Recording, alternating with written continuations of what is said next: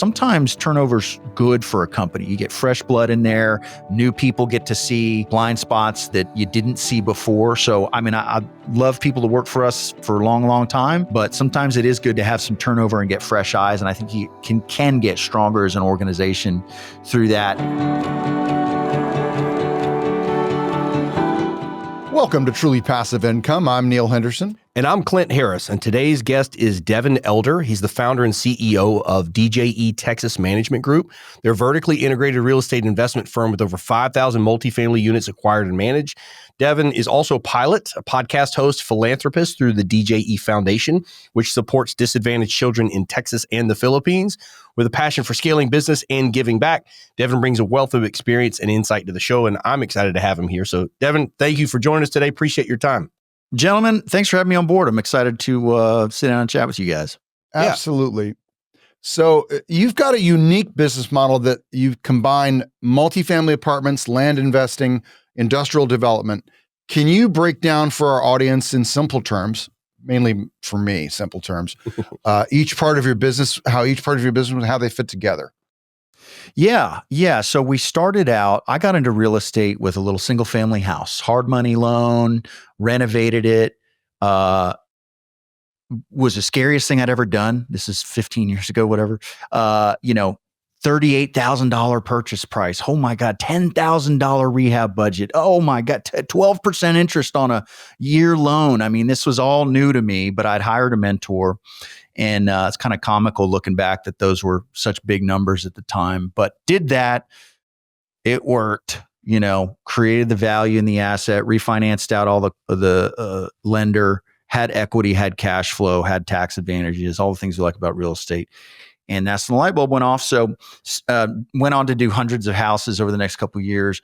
At some point, got into the next evolution was multifamily, just because I had been around some folks that owned 1,000 doors, and they were always putting in my ear, "Hey, you need to go bigger, right? You need to go bigger for a variety of reasons." So, got into multifamily. We've been in multifamily since then, and then at some point along the way, as I built the company, it just became evident that we don't want to be a multifamily only firm, because now we got payroll and stuff, and we take some fees on deals, but I don't want to have to do deals to keep the payroll on. I think that's the real conundrum for multifamily operators is, well, shoot, man, I got 70 employees now, right? So we got some payroll to cover. And if I'm buying 4 deals a year, we're rocking and rolling. But market changes on us, and I'm buying 0 or 1 a year. So I kind of saw that coming back in 2019, and man, we need to diversify, but smartly, right? I think early on in people's real estate investing career, it's shiny object syndrome, right? You got 100 ways you can make money in real estate. So I focused on single family until we had success and expertise there. Focused on multifamily, had success and expertise there, and then as it so happened, I bought a ranch in South Texas, and for my family. It's just something I wanted to do. Fell in love with it. Created a great relationship with a broker who I just hung up the phone with before we got on this call. This is many years later, and fell in love with Texas ranch land. And I said, "Man, is there a way we can make money on these things? Because I would love to be more. I would love to be buying and selling more ranches." So we created that land division back in 2019, and I can dive into that.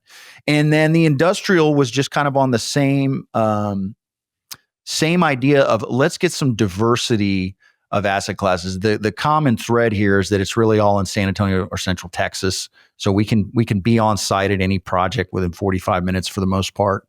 The industrial was actually one of our general contractors had built and ran some. He has car dealerships and he's a successful business guy. He's like, "Dude, you got to look at these flex industrial things." And so he toured me on his, showed them to me. I thought he was going to come to me with a big partner proposition. Turns out he just wanted to build them for us and take his GC fees. So we were off to the races with that. And we absolutely love that product type. It's small, goes by a lot of names, right? Flex industrial, shallow bay, multi-tenant industrial. We're building a 1,250 square foot box with an office and a restroom, roll up door, not a whole lot of other bells and whistles. We're renting them for about $2,000 a month, and they cash flow great. their new construction, their development projects, which, as you guys know, has a lot of moving pieces, but we're not building high rises in Manhattan here. We're kind of building metal boxes in San Antonio, Texas. So that was the origination of kind of the three different asset classes that we've gotten into, and that provides enough diversity of deals to kind of keep deal flow going. If one's slow, it provides us opportunity to put stuff in front of investors consistently, and it's kind of just let the whole organization grow. I love that. There's a lot of different directions I'd like to go with this. I want to focus more on the real estate side up front, but obviously I want to talk about the more of your family foundation and the things that you're doing there down the road. But let me ask you this.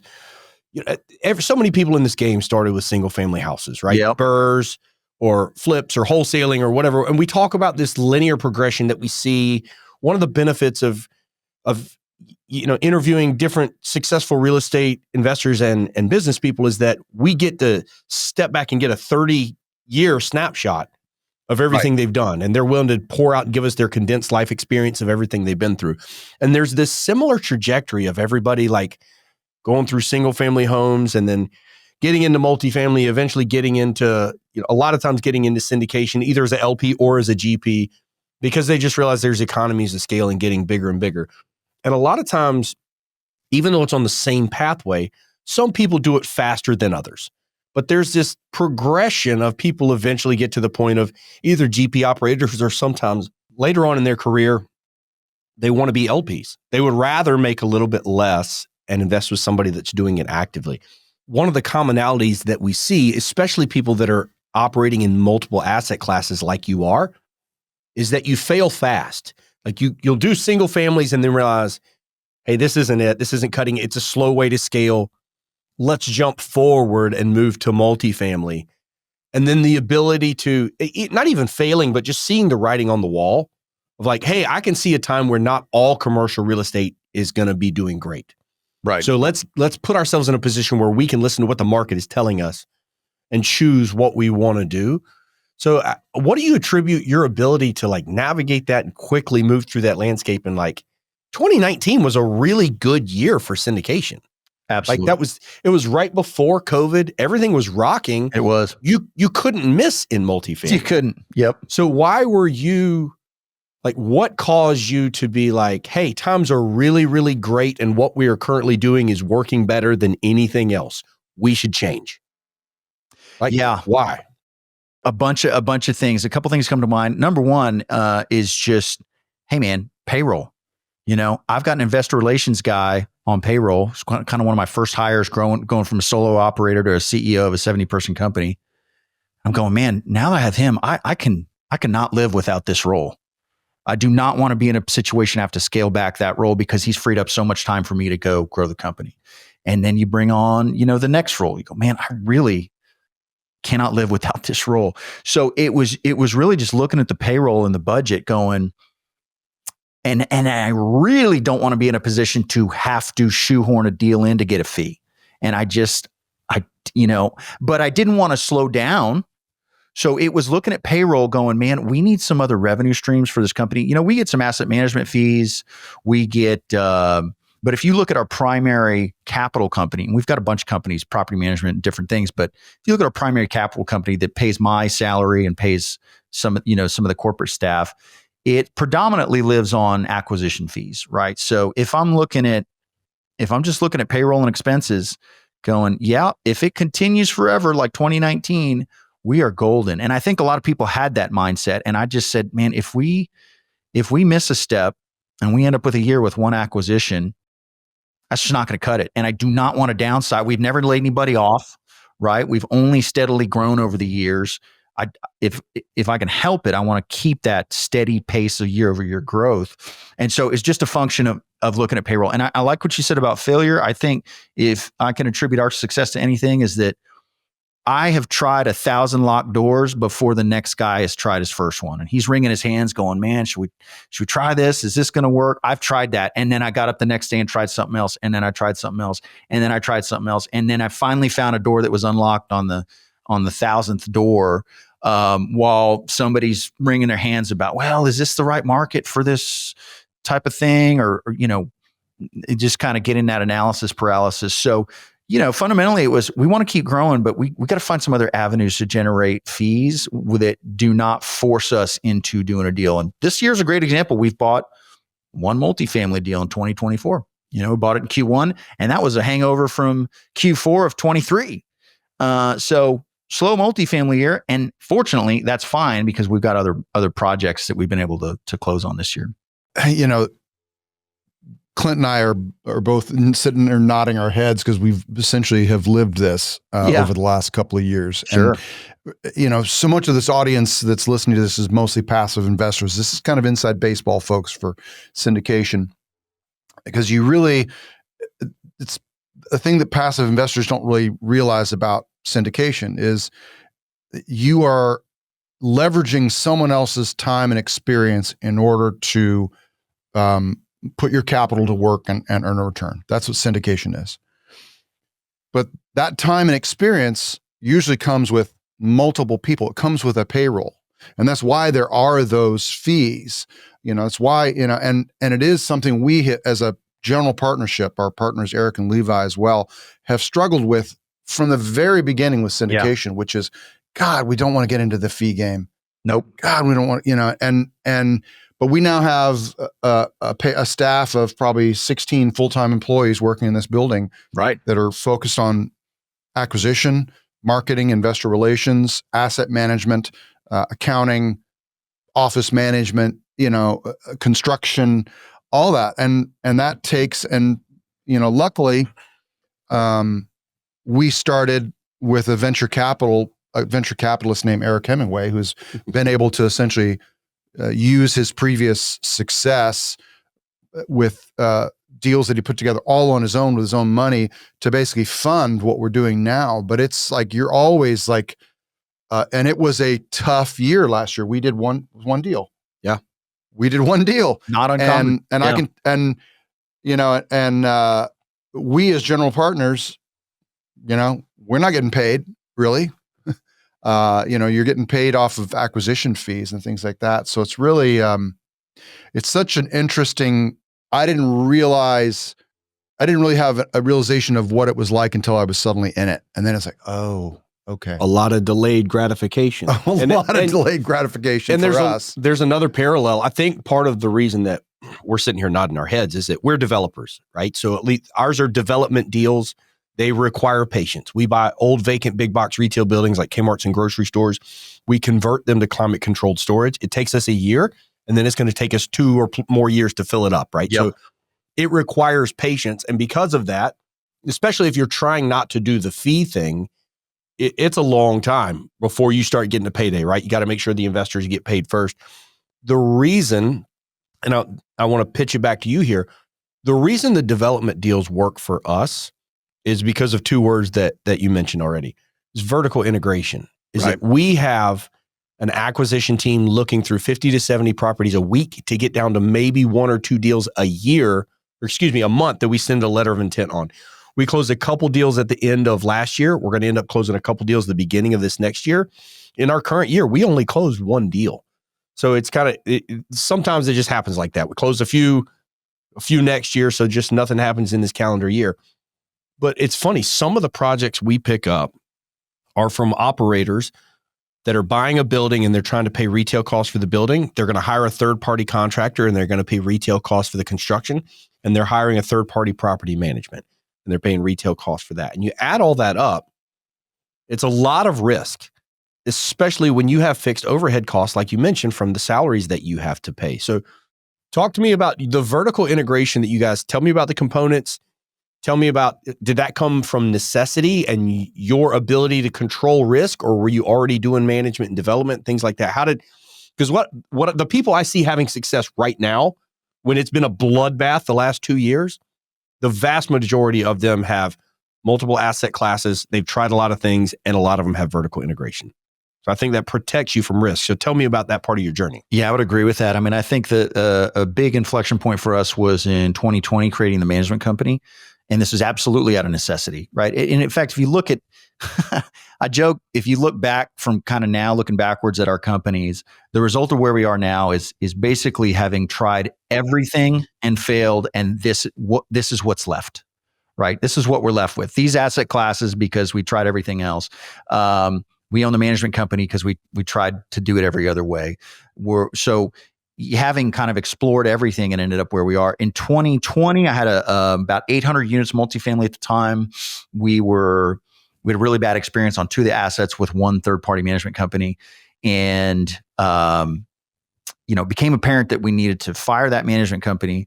But then at that point, I was looking at the fees off of 800 units. You say 800 units at $1,000 a month rent times 3% of revenue, right? And I'm looking at it going, that probably supports some corporate payroll for me to start a management company. So the employees of the site are paid by the site. Rents come in and there's a payroll, the payroll line items on the P&L for each site, but the management company fee goes back up to corporate. And that was just enough at 800 units, just barely enough for me to say, you know what, I think I'm gonna bring somebody on to lead a management company and start that. And so that was the genesis of that. Never in my wildest dreams would I have imagined I own a management company. But it's turned out to be really good. We had a couple of bumpy years with some staff changes and kind of figuring it out. We had tried third-party clients. We've since moved away from that. We just manage our own stuff. And now we've got 2,500 units of multifamily in the portfolio and probably adding a couple, 500 more in the next quarter.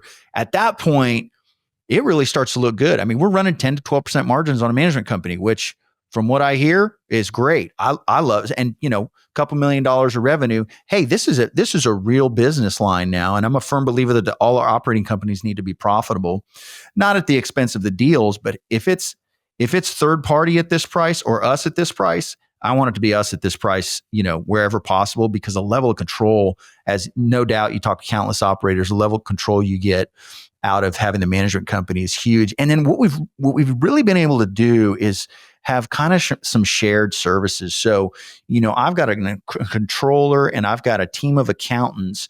And yes, multifamily takes most of the work, most of the transaction volume. I mean, you can imagine on 2,500 units, how many invoices there are and how many rents coming in. And there's a lot. But if I've got a special project on this land deal or on this other project or on some other financing thing we're working on, I've got a team there to support that. And so having the scale that we are now to where I can basically delegate any kind of project I want done, and there's a team member on payroll to be able to handle that is a beautiful thing to kind of finally be at the size company where you can do that. So management company was started out of necessity, tough couple of years figuring it out, swapping some people out, ended up letting the leader that I started with go, kind of rebuilding it. What I found through that exercise, though, was sometimes turnover's good for a company. You get fresh blood in there. New people get to see blind spots that you didn't see before. So, I mean, I love people to work for us for a long, long time, but sometimes it is good to have some turnover and get fresh eyes. And I think you can get stronger as an organization through that. And then I mentioned control. Everything from due diligence to disposition is better by having the management company. I can text my VP of operations right now and we can get right to the bottom of the most minute issue. And what I was getting with third party was I'm talking to a biz dev person or I'm talking to a regional manager that's just always painting things in a rosy picture, never really getting the real story. I'm one client, they've got 20,000 doors under management. That just wouldn't work. So at this point, better control. We've got an operating company that's profitable and on its own is a great business, right? I mean, if you would have told me we'd have a couple $1 million of revenue and 10, 12% margins, like, hey, that's a real business. Like that's a business I would own, just on its own. Not the best business in the world, but it stands alone as a business. But then what it provides to the rest of the portfolio for the investors is better than, I think, than anything else we can go out there and buy. And to your point about, if you're starting to use GCs, third-party management, third-party everything, I mean, that's going to break deals. You got to find a way to get tighter on some of this stuff. And sometimes it's bringing it in-house. Well, and it's not just about the margin, as you hinted, is that nobody's going to take care of your asset like you will. That's right. We experimented with third-party management on an asset recently. It was our furthest asset away. It was a smaller facility. We thought it lended itself to remote management, meaning no management on site. We hired a third-party management company that specialized in that, and I would say it was an abject failure. It just, same issue that you ran into. It wasn't just customer service; it was maintenance issues, CapEx. It was customer complaints that were not getting up to us. And then all we're seeing is the occupancy that's just like, not doing what it's supposed to be doing. And it wasn't until, we finally just said, all right, this is just not going how we want to do it. We took it back over, that all of a sudden, all of these issues that had been, hiding below the surface, all of a sudden cropped up. It's like, oh, okay. Yep. 2 months of problems. That explains it. Exactly. Oh, okay. You're taking the keys back. Now, I guess we should probably let you know that there's been a roof leak for 2 months and 11 people have complained about it and left, and we never told you, and we never put dehumidifiers in, and you've got a bunch of 1-star reviews because we didn't do our job. There it is. And now, by the way, there's a bunch of liens coming because we hadn't been paying these payables that we didn't tell you about. And you're like, okay. Yeah, it's exhausting, but also Neil nailed it. Like, nobody's going to mind your business the way that you do. And Devin, this is so refreshing for me because every once in a while we have a conversation with someone who's farther down the road than us, who's aggressive, who understands that risk is a muscle, but the more that you work that muscle, the stronger it gets. And then, that's the kind of guy that you're going to see that's doing multifamily, that's doing industrial, that's a helicopter pilot. Like, right, you're pushing the boundaries. You're not afraid to listen to the market. And even when the market's not telling you to make a change, you're smart enough to know that change is coming. Right. And so we've got 70 people on payroll. Maybe we should diversify. So for me, it's always refreshing and validating when we're struggling with all these different things that we're figuring out. And we kind of think we see the pathway through. But then people that are on the other side looking back and be like, yeah, this is everything we went through and this is why. And it was refreshing and it was good. And it's validating. So I appreciate your willingness to share all that. Tell me about, before we switch gears a little bit, I want to hear about the land deals that you do. Because that's not linear from multifamily. You jump to industrial, like man cave type stuff. I own a property management company that manages my 14 Airbnbs and another 70 that I've got some operating partners in. We rent one of those, basically the man cave. It's a small office with a bathroom, roll up door, 1,300 square feet. We got a bunch of washers and dryers. It's been great. And we just ended our lease. So they turned around and sold it for $350,000. A metal box, man. Yeah, which is crazy. It's just a vanilla Our metal whole business box. is metal box. Yeah, so the land stuff. I have no problem with a box of air. That's what we rent to people all the time. But anyway, that's not a linear jump from multifamily. And then the land deals is not either. There's not even your acquisition person isn't really going to have much in common. So tell me about what you guys are doing with land. You're getting bigger parcels, and are you doing entitlement and breaking them up, or what's happening there? Yeah, a couple of pieces there. And I think it comes back to my house flipping origins, right? Where I just, you're looking to buy something at a discount, and you got to force some appreciation and get in and out of it in a year. So I kind of built that muscle, as simple as that is to say it. I'd done it 100 times or 120 times or whatever. And there's a lot of moving parts on flipping a house or renovating a house. It's a lot of running around. Great way to go from zero to some initial seed capital, which is how I built my company. But a lot of moving parts, and the land stuff purely came out of, hey, I want a ranch for my family to go to. I have friends with ranches. It's always just a beautiful time outdoors. We bought that first ranch. I just called a broker off a listing, and then I would spend time out there with my boys, and to some extent, my daughter and my wife. They would come every fifth time, but my boys and I would go down there all the time, and I swear it was just the best time we had. And we didn't have anything. In fact, we ended up putting a house on that first ranch, but initially it was a shed. We go freeze our socks off in the shed and sleep on a cot and build a fire and go shoot guns. And it was the best time. We had nothing out there, we're cooking over a little fire with a little camp pan and everything. And there was just something that was so intriguing about it. And so I said, I got to do more of it. How do we force appreciation on this asset class? So I got together with my broker who's been with, run it since day one for us, all the buys, all the sales, because land, I actually have a brokerage that focuses on some of the commercial, but land is a completely different cast of characters. I mean, it's guys in boots and pickup trucks, and I'm one of those guys, but it's a completely different cast of characters than multifamily or industrial or stuff in town. Just totally different. But I said, hey, can we buy, this is my theory, can we buy 300 acres at $5,000 an acre and sell off 100-acre ranches to guys like me? They might not want to buy 300 acres because that's a big chunk, but they buy 50 or 100. And so we just kind of put pen to paper, and my broker said, yeah, man, I think we can get, 1.5x our per acre price selling them smaller. So it's a wholesale retail model. I was actually explaining it to a friend of mine, and he goes, oh, like cocaine? And I was like, I mean, I guess so, man.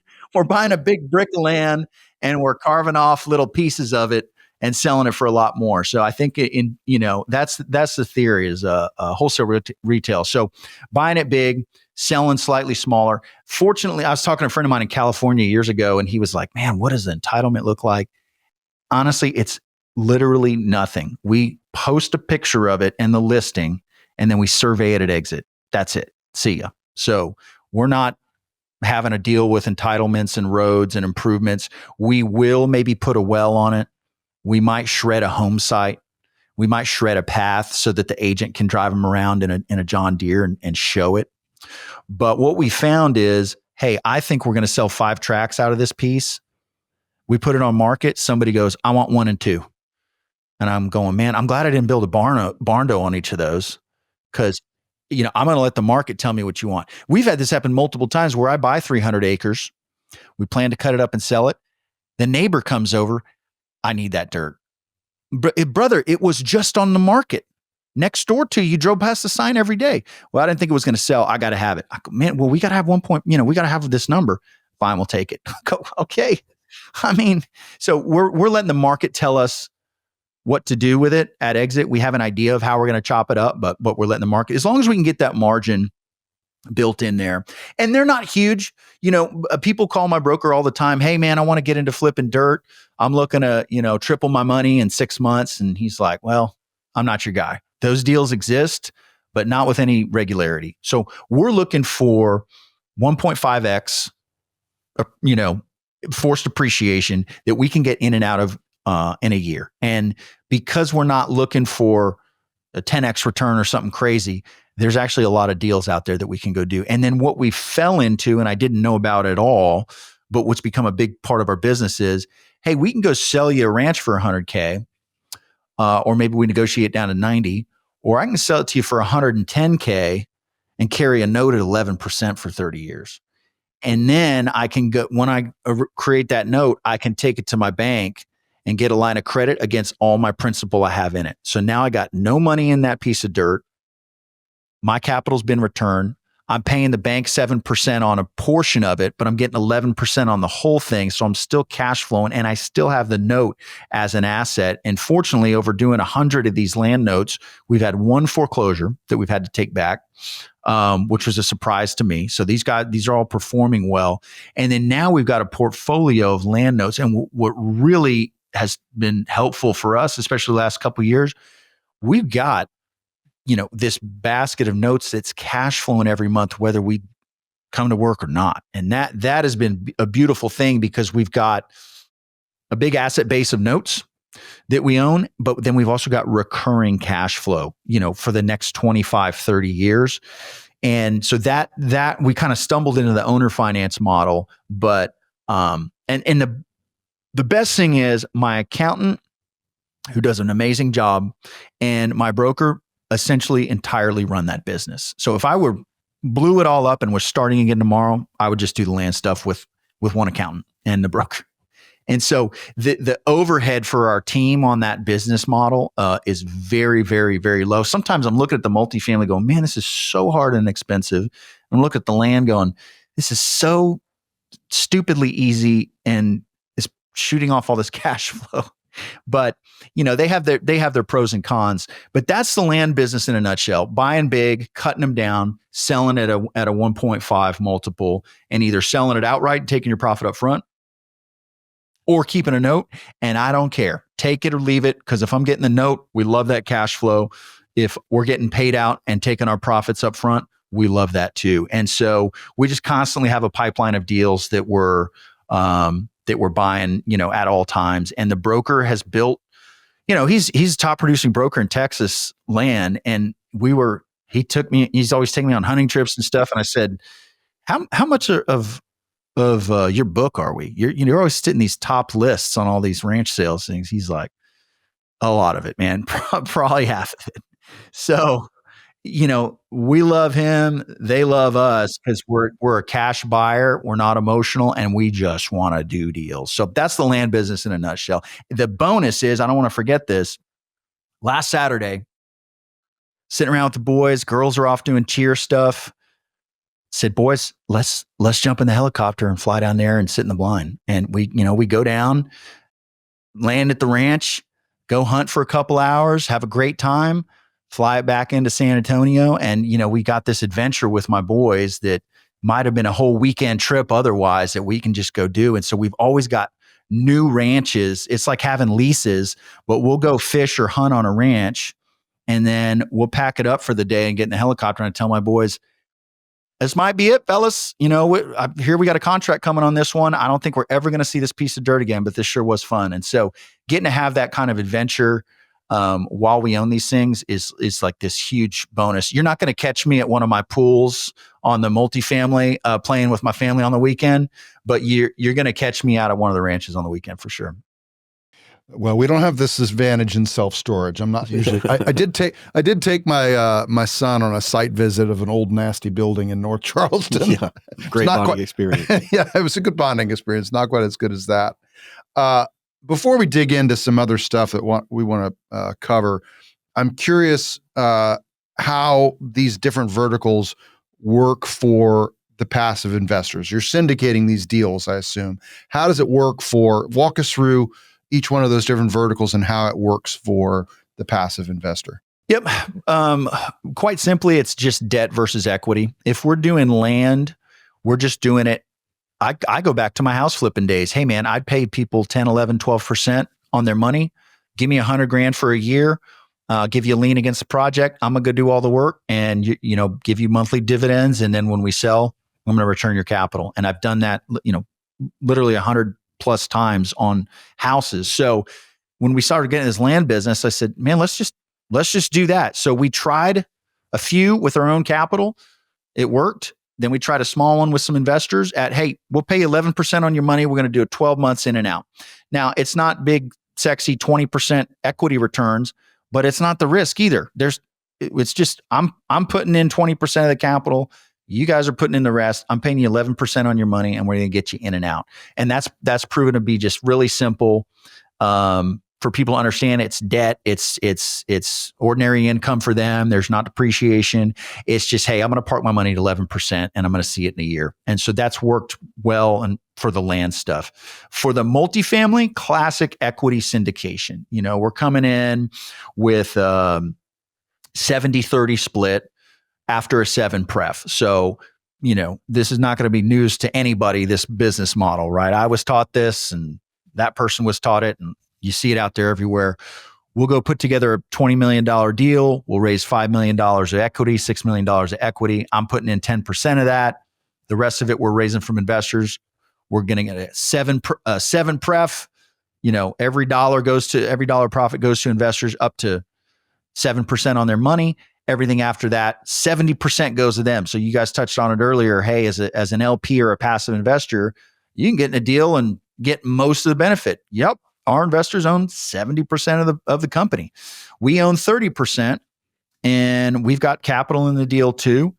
And if we can get them full cycle, there's a big payday for us at the end. A lot of work to do until then, but just a 70-30 split after 7 pref on equity. We have not gotten cute with waterfalls and all this stuff. I like to really keep it simple, and I like to make every deal look like the last one. We're constantly trying to just simplify things for people, because we all live and breathe this every day. But your dentist out there that's working his job, or your retiree that's golfing, doesn't necessarily want to get into the weeds like you guys are and like we are.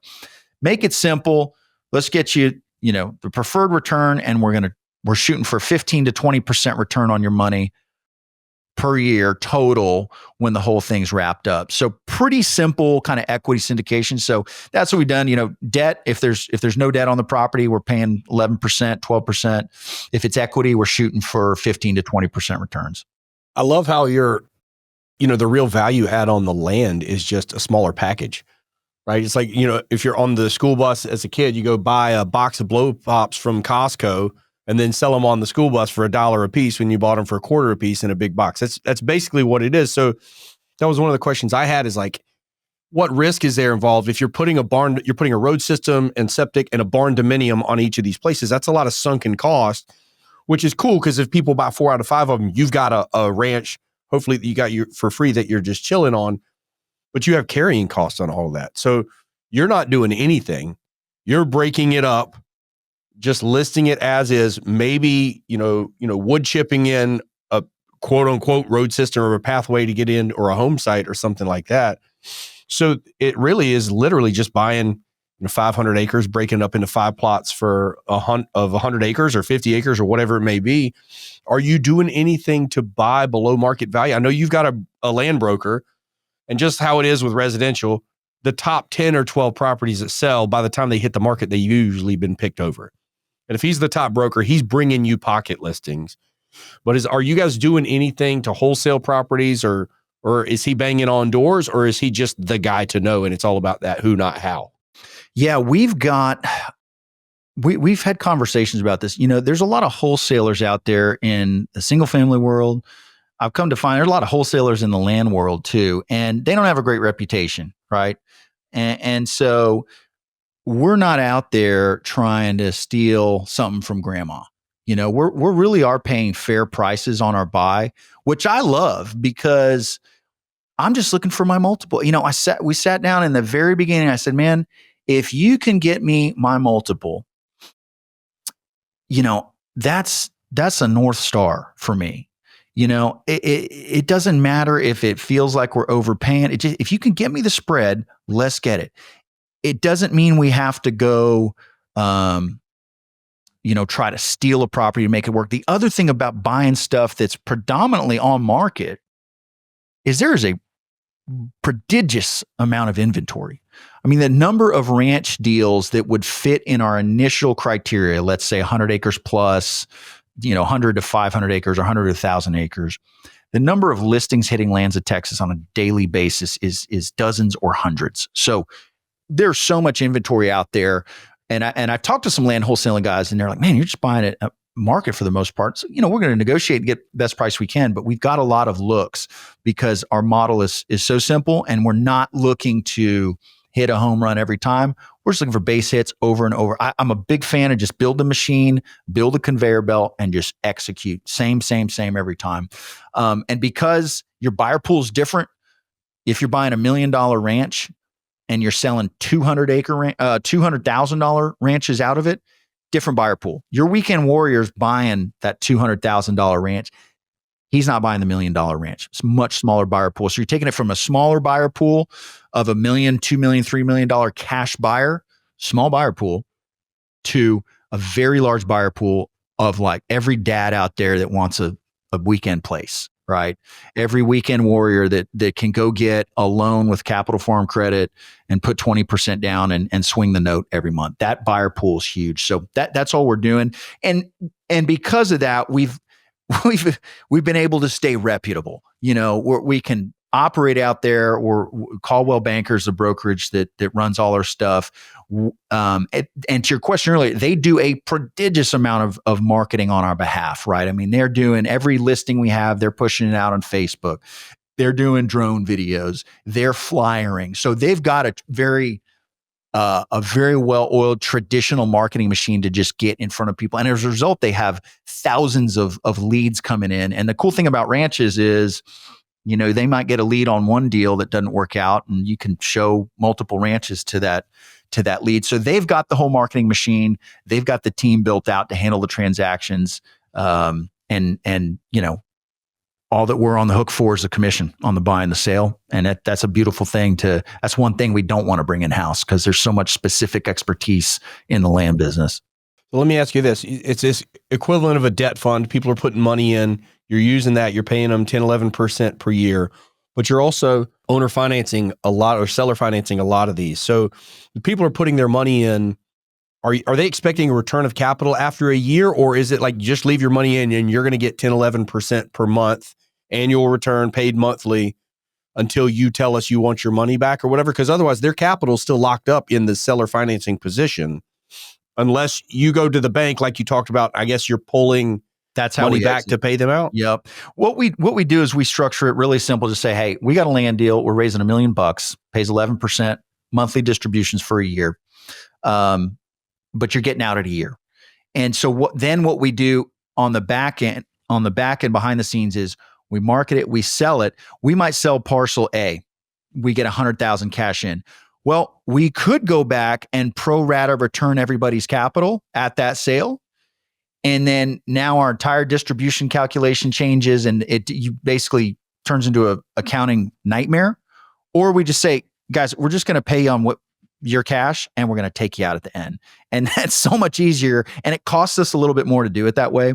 But now I can sell them cash. That comes back to the company. We spin up a company for every one of these deals. So company will get cash from sales or get notes.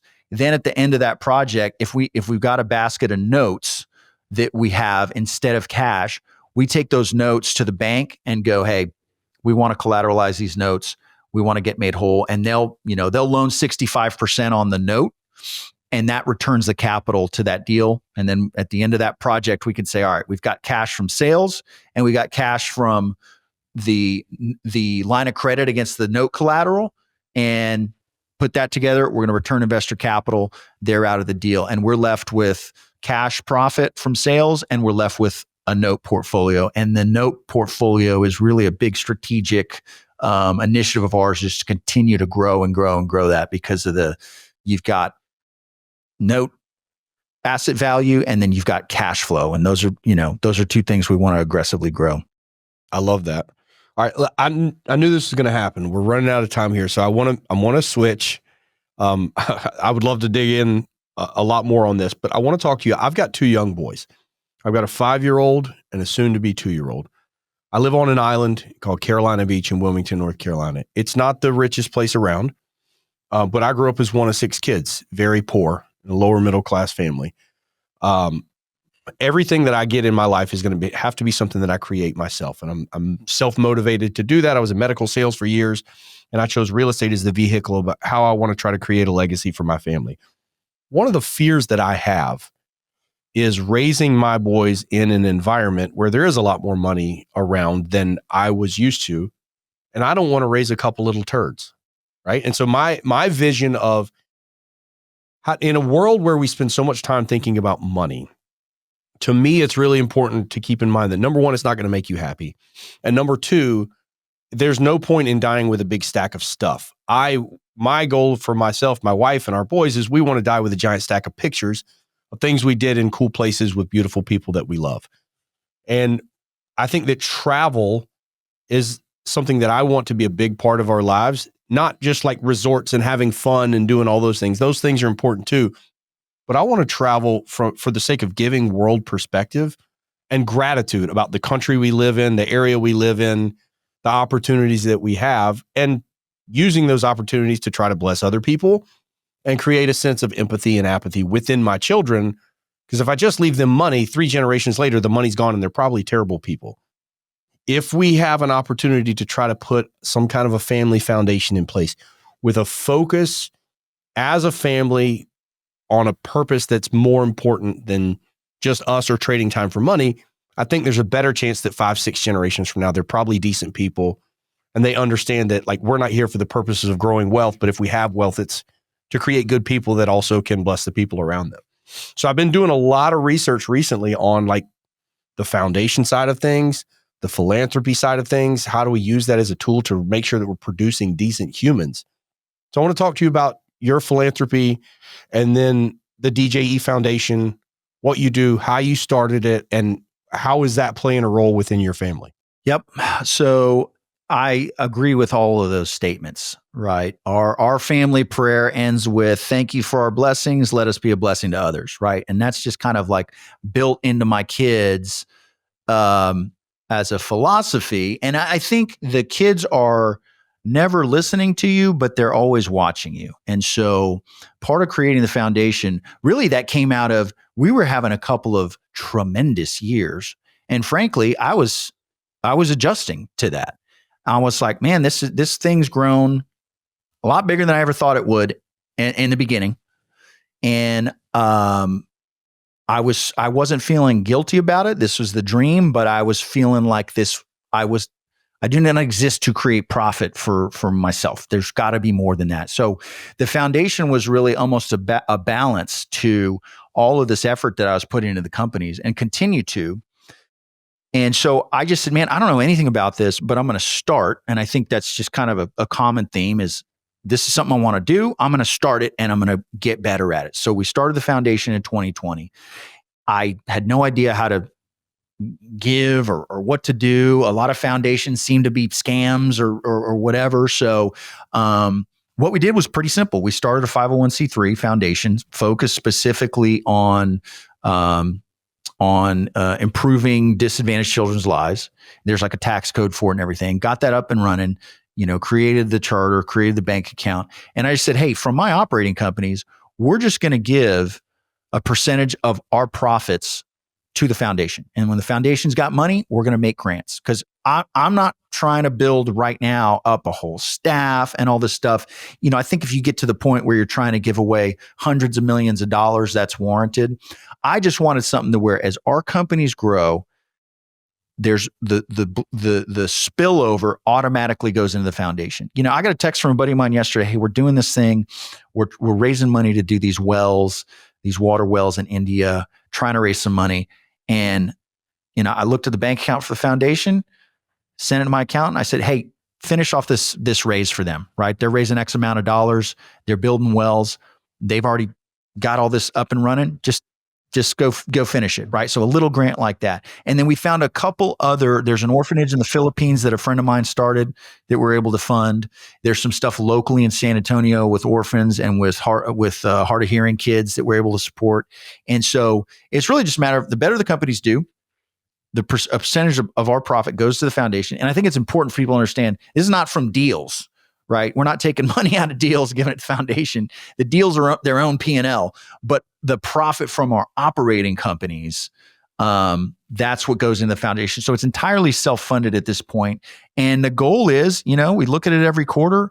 If there's money in the bank, let's give it away, man. If we can write a $20,000 check to aid the silent here in San Antonio, Texas, and support them, man, absolutely, we're going to do that. And it's the coolest thing. We'll have them come down to the office and write a check, and we'll go buy hearing aids for 20 kids down in Del Rio or whatever through that effort. And just to know that if I'm doing my job as CEO and keeping these companies growing and profitable, that the foundation's automatically going to grow. To me, that was like the perfect balance missing piece. And so that's how that's how I approach it.